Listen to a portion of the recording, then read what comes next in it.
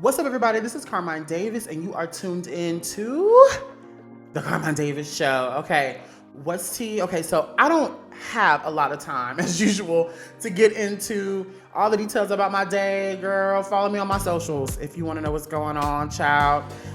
Too much to get into. We got so much going on. The Diddy trial has started. Cassie has talked. People have talked, child, and baby, it's not looking good as we thought. We predicted it's not looking good for Diddy. Among that, we've got Kendra Wilkinson. She revealed that things were not as comfortable over there at the Playboy Mansion as she portrayed it to be. And Kim Kardashian leads this new Ryan Murphy show, All Star. Their trailer is out and it's looking good, okay? Before we get into all of those hot topics, make sure you guys follow us on all of our socials. Instagram.com/Carmine Davis, Instagram.com/Carmine Davis Show, TikTok.com/Carmine Davis, Facebook.com/Carmine Davis. I'm at Carmine Davis everywhere. Subscribe, hit the bell button, child. You want to get into this. We are breaking into this Diddy trial. I'm going to try to follow and be as active as I can. It's a weekly show, but maybe we'll push it bi-weekly, because we've been talking about this for like years now. So let's get into it, okay? Well, before we get into all those hot topics, the Diddy trial and all that, we want to talk about Kendra Wilkinson now. She was a fan favorite of what is that show they used to have on E? The Bunnies or some shit like that. We used to love Kendra Wilkinson. She went on and married that fine-ass man. But now she's talking, and she's basically revealing how things were not comfortable with her and Holly Madison and Bridget Marquardt, or whatever her name is. From LoveyScott.com, Kendra Wilkinson reveals she was uncomfortable with Holly Madison and Bridget Marquardt. How do you say her last name? But she said Hef was heavenly. Okay, I wasn't really a girl's girl at that point in my life. I was more of a guy's girl, so we never really bonded.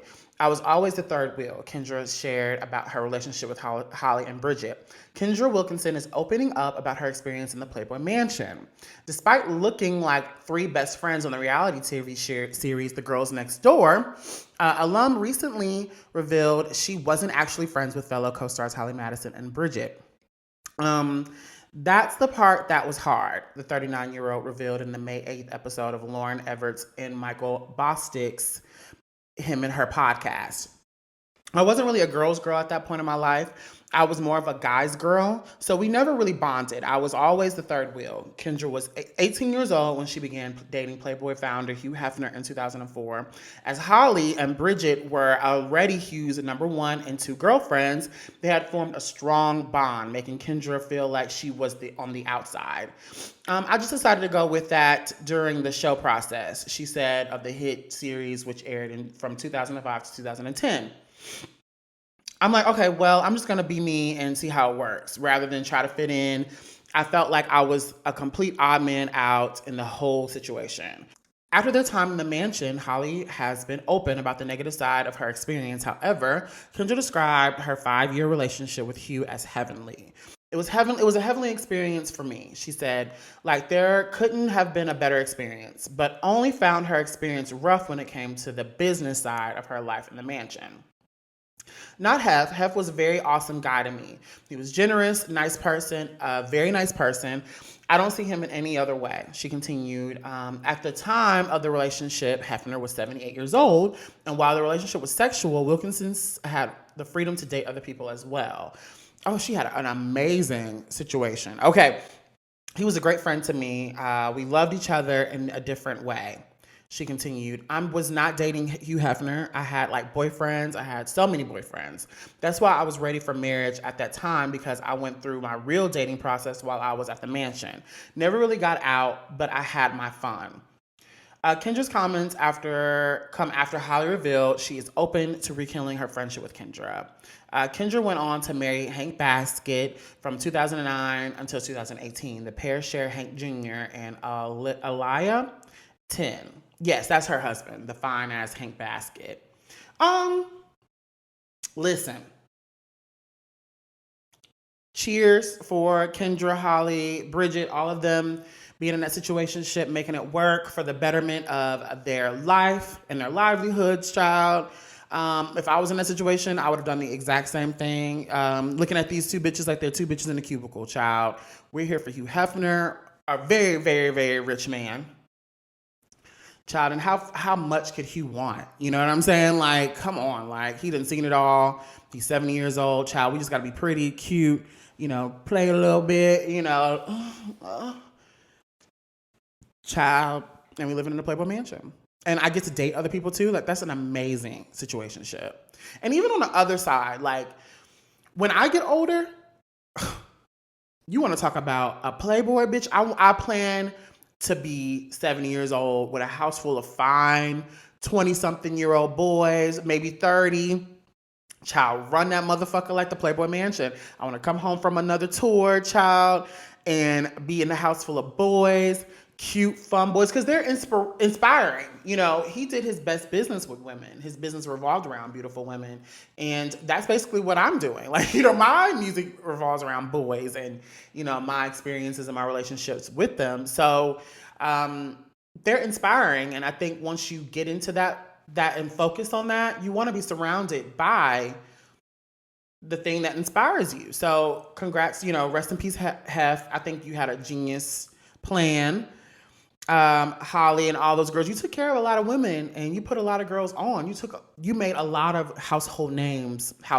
So leave a comment below if you understand where I'm coming from. We're going to move on to the next hot topic. But before we do, make sure you guys subscribe, rate, and review this podcast. I don't do it for my health, child. Stop stalking. Stop being weird. Follow us on our socials. We were doing really, really good. Instagram.com/Carmine Davis. Instagram.com/Carmine Davis Show. TikTok.com/Carmine Davis. Facebook.com/Carmine Davis. I'm having so much fun with y'all on TikTok. Let's move on to the next hot topic. Okay, this is the Diddy trial. Okay, from lovebscott.com, Diddy trials recap of the most disturbing claims. This is a day-to-day breakdown. So today, we're recording on Tuesday, so this should be up Wednesday morning. I'm sure more is coming out from it, but this is what we got so far. Okay. The trial of Sean Diddy Combs, accused of sex trafficking, racketeering, conspiracy, and transportation for prostitution, began Monday, with startling allegations already emerging against the hip-hop mogul. As the trial against Sean Diddy Combs began in New York City on Monday, May the 12th, the hip-hop mogul maintained his innocence against charges of sex trafficking, racketeering, conspiracy, and transportation to engage in prostitution. If convicted on all charges, which also include arson and bribery, Combs could face a mandatory 15 years prison sentence with the possibility of life behind bars. As the prosecution argues coercion, the defense is countering with consent, but both sides agreed that in order to get to the bottom of the case, there would be a lot of witnesses and a lot of shocking details about Combs' sexual proclivities. Day one, exotic dancer testifies. A male sex worker took to the stand alleging he was paid thousands of dollars to engage in sexual acts with singer Cassie Ventura, Diddy's girlfriend at the time, all while the music mogul allegedly watched and pleasured himself. Daniel Phillip testified in court, recounting how he was initially hired to perform as a stripper at a bachelorette party held at Manhattan's Park Hotel. However, Phillip claimed his services soon extended beyond dancing, stating he was ultimately compensated for sexual encounters with Ventura. Phillip detailed his initial encounter at the hotel, alleging that Ventura requested a massage using baby oil upon his arrival. He testified that Combs was present in the room during the time, describing the mogul as being clad in a white robe, a baseball cap, and a bandana over his face. Despite the disguise, Phillip claimed he recognizes Combs by his voice, even though the rapper introduced himself as being in the importing and exporting business. Phillip then made the claims that while he had sex with Ventura, the music mogul sat in the corner and pleasured himself. According to Phillip's testimony, the alleged arrangement had continued for some time, with him being paid many times to have sex with Cassie, receiving sums up to $6,000 per encounter. He further alleged that Combs would sometimes give instructions to pair or film the encounter. Phillip then recounted another explicit alleged incident, telling jurors that Ventura even asked him to urinate on her. Cassie was actually the one that asked me to urinate on her, Phillip recalled from the stand. She asked me if I had ever done that before. She told me to do it. Apparently, I was doing it wrong because they both told me. The alleged arrangement purportedly came to an end after Philip claimed to have witnessed Combs becoming violent with Ventura, an incident he said triggered a personal physical reaction. My thoughts were this was someone with unlimited power. He testified, experiencing his fear at the time, and chances are that even if I did go to the police, I might still lose my life. Philip further testified about the immediate aftermath of the alleged violent attack, claiming he heard Combs slapping Ventura and her screaming out, "I'm sorry," before she allegedly ran out of the room, nude, to Philip and jumped in his lap. Philip stated that, oh my God, that's horrible. Philip stated he then questioned Ventura about her decision to remain with Combs despite the real danger he perceived.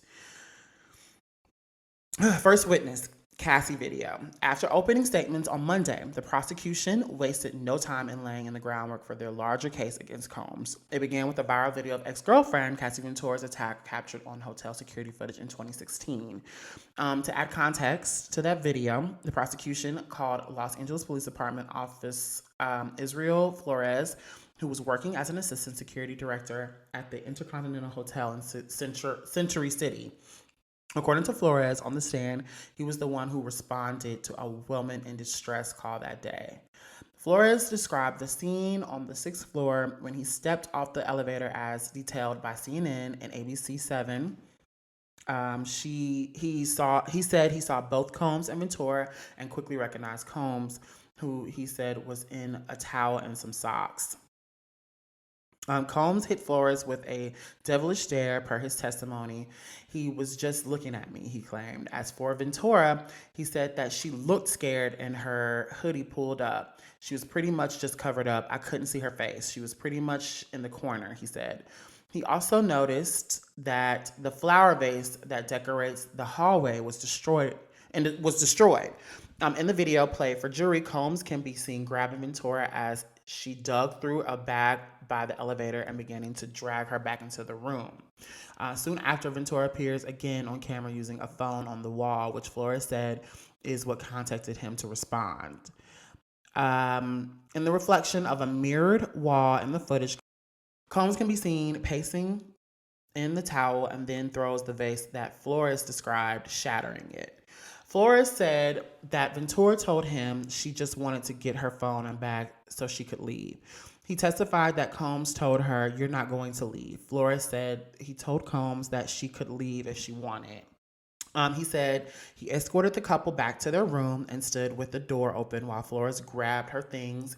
He testified that there was another man in the room sitting in the corner of the bed, but that he did not engage in the situation at all. As Ventura left the room, Flores testified that Combs was pretty much holding a stack of money, and he said, "Here, take care of this for me. Don't tell anyone." He stated that he declined the money, adding that the damage to the hotel would be reflected on their bill. Ventura is seen in security footage not before released walking out of the room and down the hall. Flores followed shortly behind. He said he later noticed Ventura had a purple eye. Flores said when he tried to talk with Ventura, she did not respond to his questions, just saying, "I want to leave. I just want to leave." He said he returned to the room with another security guard to remind Combs of the hotel rules, alleging that the rapper opened his door and grabbed the other guard's phone, asking if he was recording. Flores claimed he pinned Combs to the wall and demanded the return of his phone. Flores said that he did not file a police report at the time because no one wanted to press charges. He also said that he did not see a full surveillance footage of the altercation in the hallway until after all the parties had left the hotel. The defense cross-examined Flores, calling out his description of a devilish stare from Combs as not a detail he put in the official report of the incident. He also didn't mention an additional man in the hotel room or anything about Ventura having a discolored eye. Flores said of the look, "It was my opinion, but not part of the incident, so it was not in the report." He said that Combs was calm and cooperative throughout his encounter with him as why he did not call for assistance on the matter. The defense noted that in the incident report, Flores wrote Combs that he grabbed his hand and told him to back off, but did not say he pinned him to a wall. Woo, child. Okay, this is already all over the place. Defense opening statement. Combs' defense team acknowledged that he may have certain unorthodox sexual interests, calling him complicated. They argued that he may be violent and have a temper, especially when drinking or doing drugs, or even come across as a mean person, but he is not on trial for these things. In an opening statement, defense attorney Tenny Gerargos said the government has no business scrutinizing Combs' bedroom habits, according to TMZ's ongoing coverage. She said this case is about love, jealousy, and adult choices. He is not charged with being mean. He is not charged with being a jerk, she insisted. At the time, the defense acknowledged that Combs is very flawed and that there is domestic violence in the case of Cassie Ventura, and that he will take accountability for some of his actions as warranted throughout the trial. Gerardo said in court, per ABC7, what he understood was that Ventura was a willing participant in their sex life. She claims that Ventura is motivated by money and bringing the case forward. Domestic violence is not sex trafficking, she argued, while also calling the viral video from 2016 of Combs' assault Ventura's indefensible. Geragos went on to describe the relationship between Combs and Jane as toxic, dysfunctional, but asserted that she too was a consensual participant in a sexual activity. Being a willing participant in your own sex life is not sex trafficking. You're not here to judge him for his sexual preferences, Geragos told the jury of 12, describing Combs as living a swinger's lifestyle. She argues that the women were all involved with Diddy consensually as adults and were getting a lot of benefits through these relationships. Whew.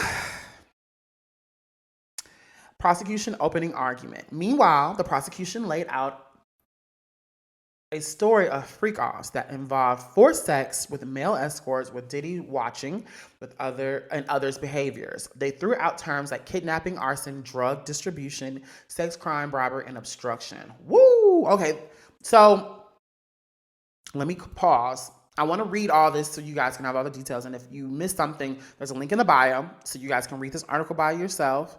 And striking of those terms is huge, because these are the terms that make this criminal.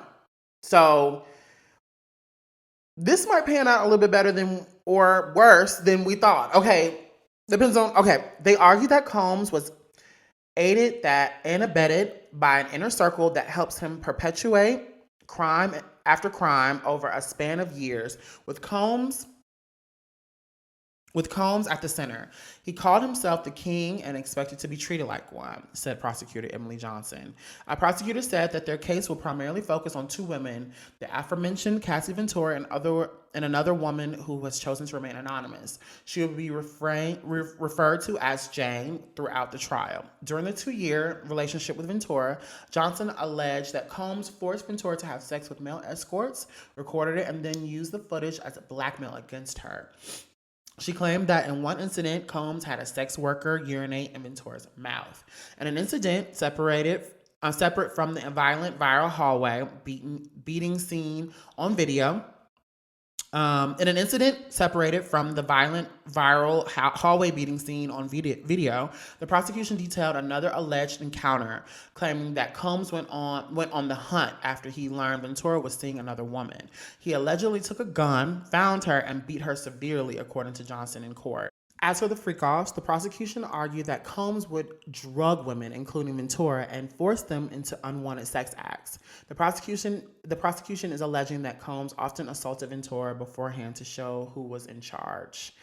There will be many pieces of material evidence presented in relation to the freak-offs, including actual video and related text messages, bill and reported damage to the hotel rooms. The prosecution argued that the racketeering conspiracy charges Combs The prosecution argued that the racketeering conspiracy charge comes from Combs' work with his high-level employees and bodyguards to commit different crimes: kidnapping, arson, distributing drugs to other people, exploiting employees for labor. want us to let you know if you are experiencing domestic violence, call the National Domestic Violence Hotline at 1-800-799-7233 or go to thehotline.org. All calls are toll-free and confidential. The hotline is available 24/7 in more than 170 languages. And this is just kind of what we just started with in this trial. Okay. So I can tell you right now, just from reading this information, just like how you guys are probably hearing all this information, this is about to be a fight. Like, this is about to be, if nothing else, cultural resetting. I mean, because you have a man here who has so much power, so much authority, and up until this time, not a lot of accountability being held in his way. And then you're having to people come to him and explain to him how he's not able to do the things that he is doing.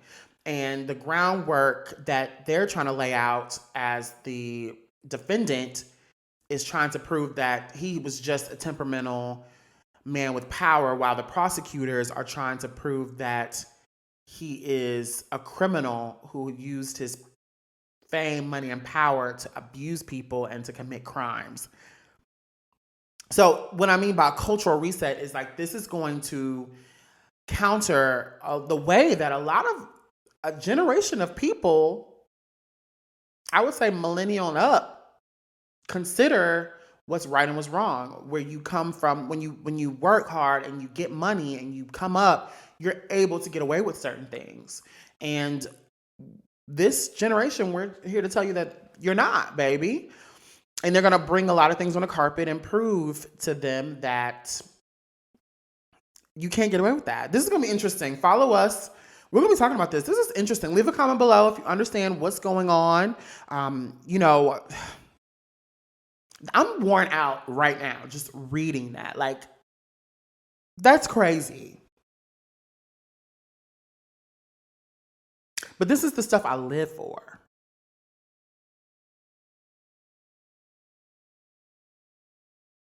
We're going to move on. But before we do, make sure you guys subscribe to the show. Follow us. Subscribe to the show. Hit the bell. 5 stars. So I'm a 5-star bitch, girl. You're gonna want to follow this, because I'm about to follow this shit to tooth and nail. Like, this is. I knew this was gonna be good.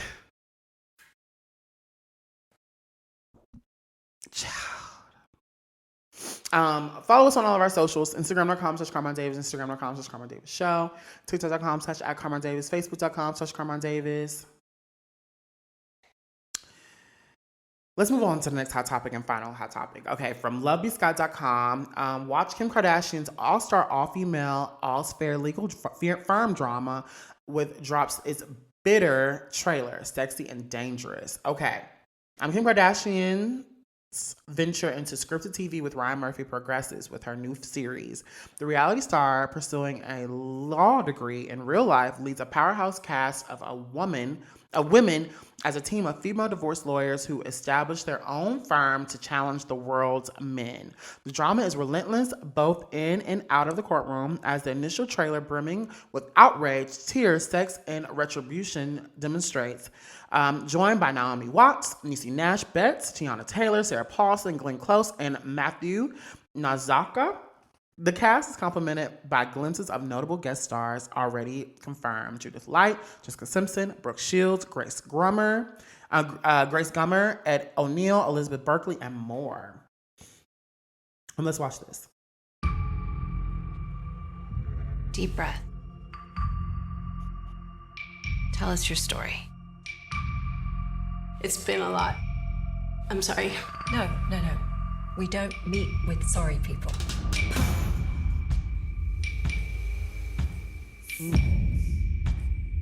You know what a girl's best friend is? Not diamonds. Her lawyers.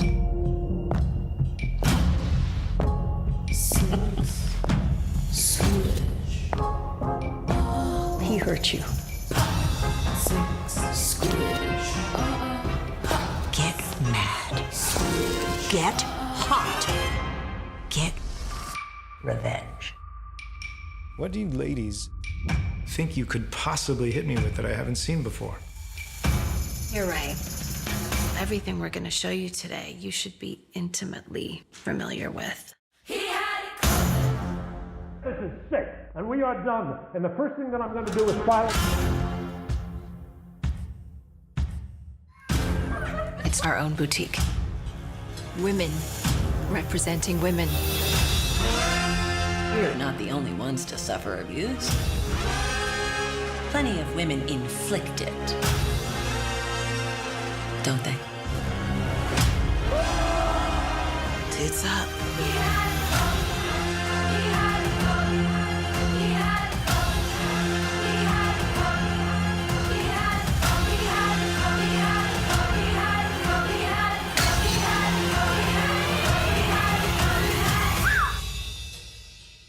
That's bitter.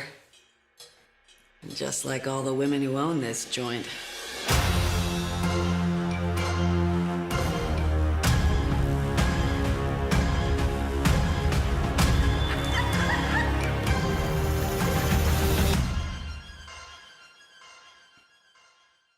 Oh yeah.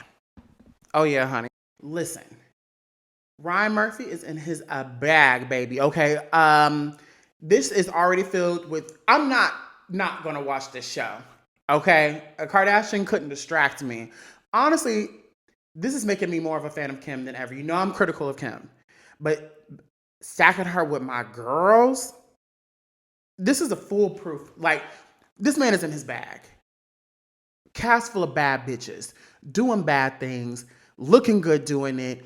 What more could you ask for, right? This is me down. This is me down. I will be tuned in. I'm so excited. When is it coming out? It needs to come out today. I want to see this right now. I want to see this right now. I want to see this right now. That's all I got to say. I want it right now. I don't know the day. It said fall or some shit like that. Put it out now. Put it out now. This is everything that I love. That's the show. Leave a comment below if you're tuned in. If you're not, leave a comment below. Let me know what you think about the trailer, honey. I'm in there. I'm in there, bitch.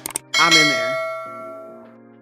I love you guys. That's the show. Make sure you guys subscribe and rate this podcast. I don't do it for my health. Hit the bell button. Follow us on all of our socials. Instagram.com/Carmine Davis. Instagram.com/Carmine Davis Show.